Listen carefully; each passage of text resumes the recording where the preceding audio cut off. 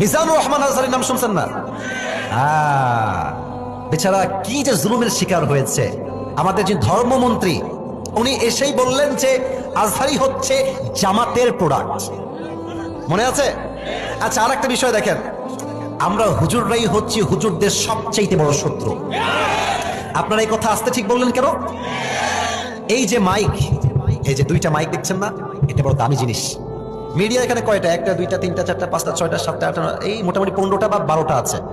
এখানে 12টা লাগবে না, একটা ক্যামেরার শক্তি এত বেশি, পুরো দেশকে তোলপাড় করতে পারে এটা একটাই। আপনি দেখেন আজহারী সাহেবকে কিন্তু আমাদের মতো হুজুরাই বলেছে কাফের, মনে আছে তোমাদের? একদম ওপেনলি কাফের, বলছে যে তওবা না করলে সে মুসলমান আর হতেই পারবে না।